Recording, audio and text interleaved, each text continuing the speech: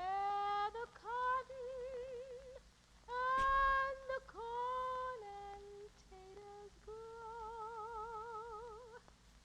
That's where the birds warble sweet in the springtime. That's where this old darky's heart am long to go. Oh, freedom! Oh, freedom! Oh, freedom, I love thee! 1619, Jamestown, Virginia. A Dutch ship dropped anchor with a cargo of black men and women for sale. That's where I labored so long, oh, massa, day after day in the fields of yellow corn. No place on earth do I love more sincerely. Oh, freedom! Oh, freedom! Oh, freedom, I love thee! In the 18th century, 7 million black people were abducted from Africa. The slave trade was one of the world's biggest businesses. Carry me back to old Virginia. That's where the cotton and the corn and taters grow. That's where the birds warble sweet in the springtime. That's where this old darky's heart and Oh, freedom! Oh, freedom! Oh, freedom, I love thee. And before I be a slave, I'll be buried in my grave and go home to my Lord and be free. Oh, 1860, New Orleans. A prime field hand sold for $1,800. freedom, I love thee. And before I be a slave, I'll be buried in my grave and go home to my Lord and be free. Oh, freedom! Oh, freedom! Oh, freedom, I love thee. And before I be a slave, I'll be buried in my grave and go home to my Lord and be free.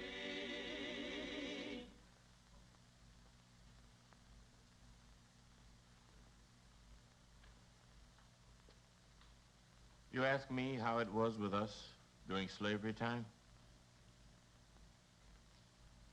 Well, I'll tell you. And everything I tell you is the truth. But there's some things I can't tell you.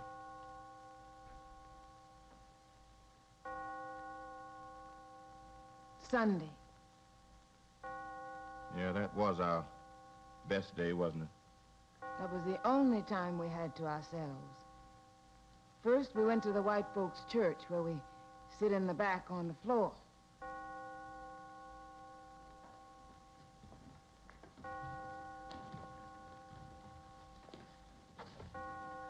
They allowed us to join their church whenever anyone of us got ready to join. Or felt that the Lord had forgiven us of our sins. Then the white preacher would ask our mistress and master what they thought about it and if they could see any change. I notice you don't steal. And I notice you don't lie as much. And I notice she works better. Then they let us join. We served our mistress and master in slavery time, not God. They used to lock my grandmother up in the seed house when she was a girl, because she wouldn't go to church. And she used to cuss out the preacher so loud that he could hear her. "Let me out of here, master," she'd say. "You want to go to church?" he'd say. "Hell no," she'd say. "I don't want to hear that old sermon." Don't go into your master's hen house, and don't steal your master's chickens. Don't break into your master's smokehouse, and don't steal your master's meat. I don't steal nothing. And I don't need no damn preacher to tell me not to. You know, one time, this old white man came along who wanted to preach. So the white folks decided to try him out on us Negroes first. So he came down to the quarters, and this is what his sermon was. Now, when you servants are working for your masters, you must be honest. When you go to the mill, don't carry along an extra sack and put a little meal in it and a little flour in it for yourself. And when you women are cooking in the bakehouse, don't make a big pocket under your apron and put a sack of sugar and a sack of coffee and anything else you want in it. Don't do that. They took him out and hanged him for corrupting the morals of us slaves. Good news, Chariot coming. Good news, Chariot coming. Good news, Chariot. Early 18th century. Slave codes were adopted throughout the South. No slaves could leave the plantation without written permission. No slave could strike a white person. No slave could be taught to read or write. The week between Christmas and New Year's, they was allowed as holidays, and we weren't required to work there. And those of us who had families at a distance was generally allowed to spend the whole 6 days with them. 1793. One slave could seed and clean 1 pound of cotton in 1 day. Slavery was uneconomical. It seemed to be dying. Any of y'all ever drive the ox? Oh, no, man. Well, now, the mule ain't stubborn nowhere near the ox. I tell you, the ox is stubborn and then some. One day I'm hauling fence rails, you know, and the oxen starts to turn G. Well, I want them to go straight ahead. So naturally, I call out for the oxen to turn ho. They don't pay no attention to me. They keep right on a turning G. And then the overseer, he comes shouting, "Where you going?" And I shout right back at him, "I ain't going. I'm being took." 1794. I recollect one time. Eli Whitney patented the cotton gin. One slave could seed and clean 50 pounds of cotton in 1 day. Yes, I recall old master told Tom that he couldn't go to the frolic. Clean up them dishes and go to bed, he said. Tom said, "Yes, sir."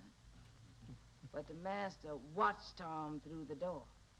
And sure enough, after a while, Tom slipped out and went on to the frolic anyway, with the master right behind him. When the master got to the frolic, he found Tom cutting a ground shuffle big as anybody. And he said, "Tom, didn't I tell you you couldn't come to this frolic?" And Tom said, "Yes, sir, you sure did. I just come to tell him I couldn't come." Steam was harnessed to the cotton gin. One slave could seed and clean 1,000 pounds of cotton in 1 day. My mama told me about a master that almost starved his slaves to death. One time, he had 7 hogs, fat and ready for hog killing time. But the day before them hogs were supposed to be killed, something awful happened to every last one of them. A field hand found them and come running to tell the master, "The hogs is dead, master. The hogs is dead, and we ain't got no more meat on the plantation." When the master got to where the hogs was laying, a whole lot of slaves was standing around looking sad and hungry-eyed at that wasted meat. Old master said, "What's wrong with him?" She has her earphones They on. said, Which one? "Maladies." I hear you. And they acted like they didn't want to touch them hogs. And old master said, "Well, scald them and cut them up anyway, because that's all the meat we're going to have for the winter." Now, old master wasn't about to eat them hogs himself. They had maladies, and he was scared. So he gave them to the slaves to eat. But the slave didn't mind. Well, they know what maladies was. Can we just cash Look at out that you moment. something and we just send her an One invoice? of the biggest of them had skidded up to the Yeah, hog that's pit why we doing it. Ain't and that what knocked we each just one of said? them hogs dead in the center Yeah, of I'ma his send you head with a 200, great 'cause big I owe you old that right mallet. now. And that's how them hogs caught Okay, and maladies. then you need to write up That's and how let me all know the slaves what I had need their to send belly you. full of pork that winter, and old master didn't have none. Okay?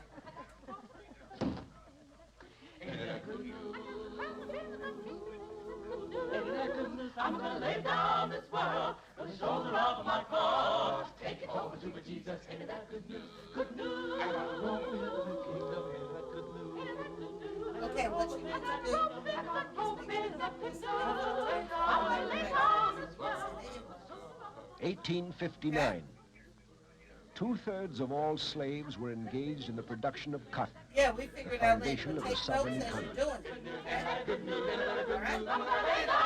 All right.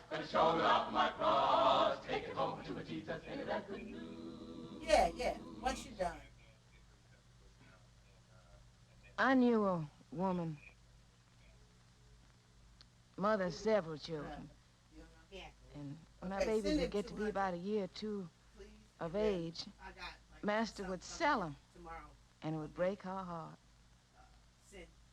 When her fourth child was born, she just sat and studied all the time about how she was going to have to give it up. Yeah, I should have did that yesterday. And one day Well, she I'm glad said, I did, because he might have spent some of I ain't going to let old Master sell this baby. this. I've got 29 minutes on this. I ain't going to do it. Hey, She Meg, can got you up. make me a new coffee? Or the new one? Give it something out of her The bottle. ones I bought. Hey, I tidied up the kitchen already. I haven't Pretty figured out soon how to, it was what to dead. do with the fruit, but it's arrows away. Our drawers just have one. Colonel fruit Jesse on it. Cheney, I'm sure something. he was my master. And his you can wife leave and it in the child bags were as long as you put it in the refrigerator. She was a Christian. I can hear her praying yet. Well, just before the war, this white preacher came down to talk to us slaves. And he says, do you want to keep your homes and raise your children and eat? Or do you want to be free to roam around like wild animals? Huh.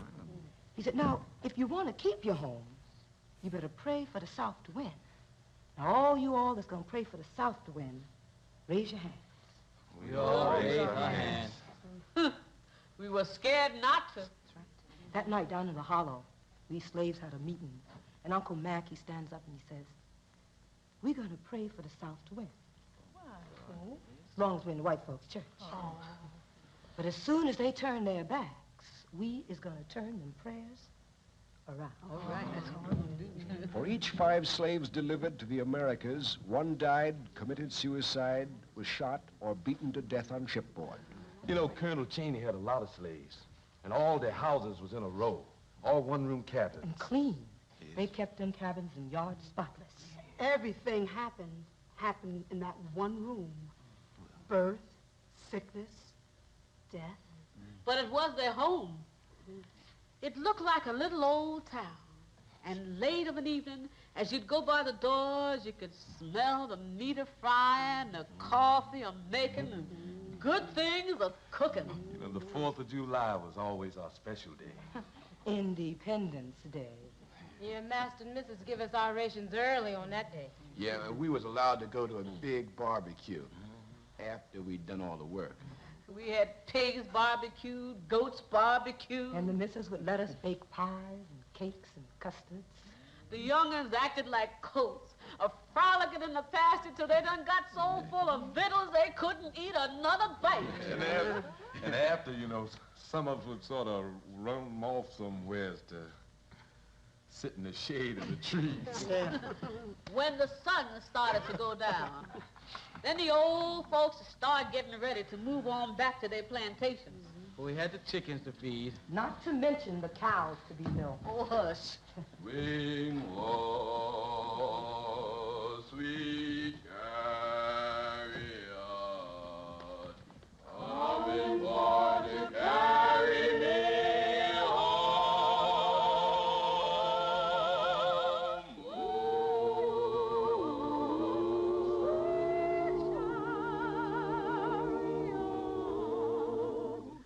Coming for to carry me home.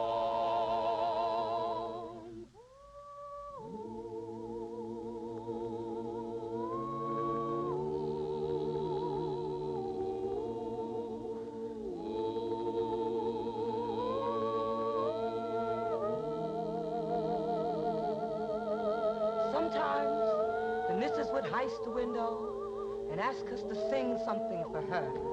And we'd open up. Coming for to carry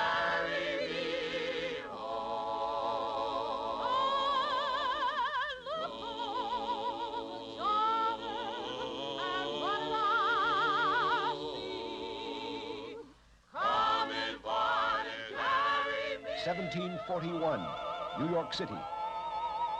18 Negroes were hanged, 13 burned at the stake, and 70 sold into the South for plotting to strike at their masters.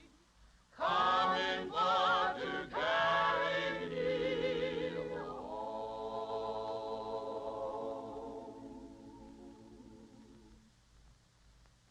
Every time somebody asks me about slavery and whether it done any good for the race, I think about the story of the coon and the dog that met up one day. The coon said to the dog, "Well, how come you so fat and I'm so poor, and we both is animals?" The dog grinned and said, "Well, I just lay around master's house and let him beat me and cuss me and kick me whenever he likes. So he likes me. He gives me bread right off the table." Coon thought a minute and said, "Better I should be free." My pa never had a beating in his life. He was helping the master one day, and something come up between them. And the master say, "Si, you got to have a whooping." Pa studied for a minute, and he said, "I ain't never had a whooping before, and I can't let you whoop me now." And the master started at Pa, and he changed his mind because my pa, like I said, was a great big man. And master said, "Well, maybe I can whoop you, but I can kill you." And he shot my pa down, dead.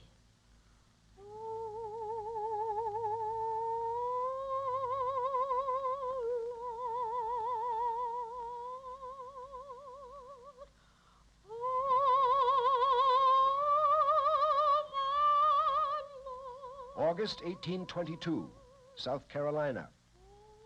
Denmark Vesey, a Negro slave, was hanged for having organized an insurrection aimed at capturing Charleston.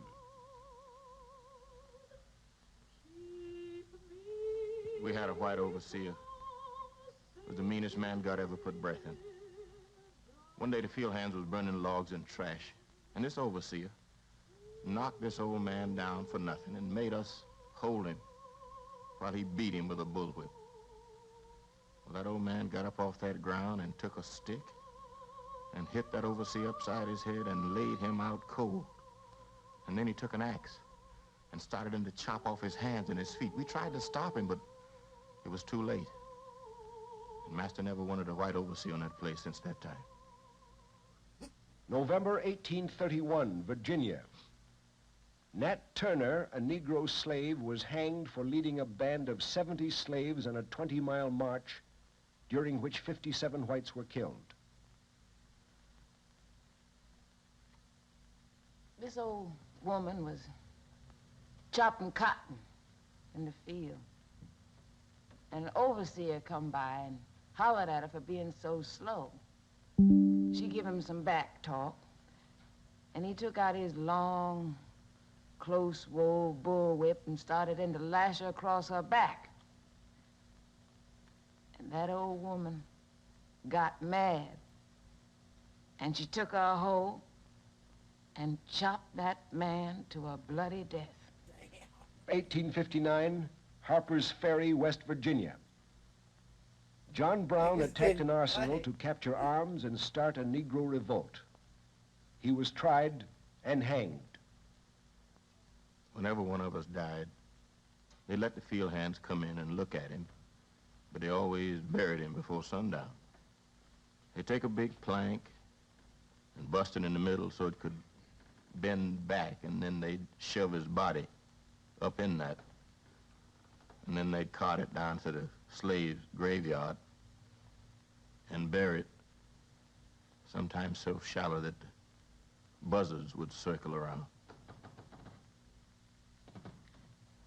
My mother had 12 of us children, and it troubled her in our heart, you know, the way we was treated. Wait, what now? And she'd pray every night to the Lord to get her and her children off that place. Well, one day she was plowing in the field, and all of a sudden, she let out a big yell and started singing and shouting and hooping and hollering. And Master Jim came running and he says, "What's all this going on out in the field? You think I sent you out here just to hoop and yell? No, sorry. I sent you out here to work. And you better work. I'll put this cowhide across your black back." And my mama, she just smiled all over her face. And she said, "The Lord has showed me the way. I ain't gonna grieve no more. No matter how you all done treat me and my children, the Lord has showed me the way. And someday, we ain't gonna never be slaves no more." And old Master Jim took that bull whip and started lashing Mama across her back. But she didn't say nothing. She just got up, went on back to the field, singing and shouting, "I'm free! I'm free! I'm free! I'm free!" April 12, 1861. Confederate troops fired on Fort Sumter. The Civil War had begun. Mine eyes have seen the glory of the coming of the Lord. He is trampling out the vintage where the grapes of wrath are stored. He hath loosed the faithful lightning of his terrible swift sword. His truth is marching on. Glory, glory, hallelujah. Glory, glory, hallelujah. Glory, glory, hallelujah. His truth is marching on.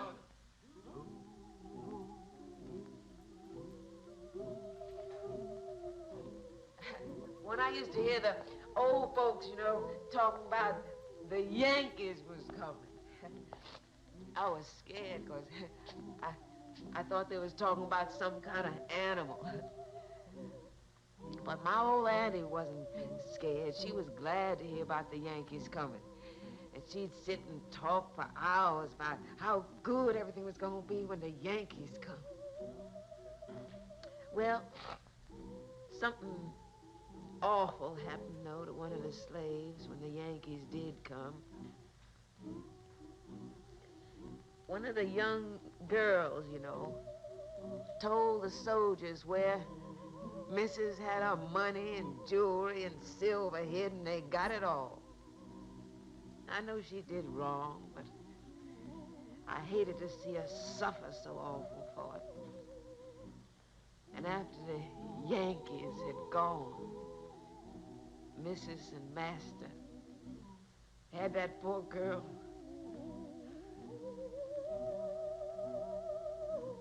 hung. Sherman's army come through looking for Jeff Davis, and they told me that I was free. I didn't have a master and a mistress no more. I helped fix dinner for them, and after that, one of them said, "Now bring your hat. We gonna pay you." And they passed it, and they give me a hat full of money. I seen all of Wheeler's Confederate cavalry. Sherman come through first, though, and he stayed the whole night. Thousands and thousands of soldiers passed through during the night. The Confederate cavalry, though, was about 3 days before Sherman, but they caught up with him. But it would have been better if they hadn't, because Sherman turned, whipped them, and drove them back and went right on marching, don't you know? Old Master called us all in the kitchen the day before he went to war, and he said, "Boys, I got to go up there and whoop me some Yankees, but don't worry, I'll be back before breakfast." We've been waiting breakfast for that old man for 2 years. The prettiest thing I ever saw was the Yankees traveling. the drums and the kettle drums and them horses. Them horses know their business, too. They had gold bits in their mouths and looked like their bridles was covered with silver and gold. And the Yankees, God bless them, are sitting up there with them long, shiny swords. Prettiest sight in this world, I'm here to tell you. We was at Pamplin in this great big battle between the Yankees and the rebels, and they was fighting against each other. And they was shooting something awful, something terrible, and they was shooting all over the place. And all of a sudden, they struck out that Yankee Doodle song. And a soldier come along and called to me, which way to the rebel? Scared to death I was. So I went behind a house where nobody could see me, and I pointed out the directions. Those were the Union soldiers going after Lee at Appomattox. And the colored regiment come dashing up behind. And when the rebels saw that colored regiment, they put up that white flag. And that flag was the token that Lee had finally surrendered. The end of the war. It come just like that. Just like you snap your finger. How'd we know it? Hallelujah broke out. Oh, freedom, oh, freedom, I love thee. And before I be a slave, I'll be buried in my grave and go home to my Lord and be free. Suddenly, there were soldiers everywhere, coming in bunches, crossing, walking, riding. Everybody was singing. Everybody was walking on the golden cloud. Everybody went wild. We all felt like that we were heroes. We were free. Just like that, we were free. We seemed to want to get closer to freedom. So we could know, really know, just what it was. Like freedom was a place or a city. And we just had to be there or die.